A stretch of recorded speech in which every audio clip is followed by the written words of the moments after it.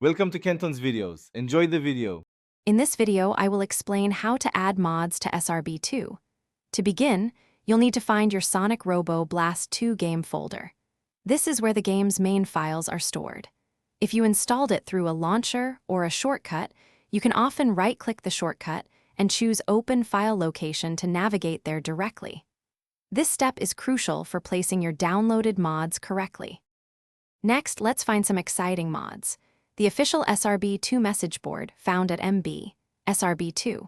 Org is an excellent resource with hundreds of community-created add-ons. Browse through characters, levels, and more. Once you find a mod you like, download the file. These mod files usually have extensions such as .wad, .pk3, or .lua. Remember to only download from reputable sources. With your mod downloaded, it's time to install it. Go back to your main SRB2 game folder. Inside, you should see a folder specifically named Add-ons. This is where all your mod files belong. Simply drag and drop or copy and paste your downloaded .wad, .pk3, or .lua files into this add-ons folder. Make sure they are placed directly inside, not within any new subfolders. Finally, launch Sonic Robo Blast 2. From the main menu, navigate to the Add-ons section.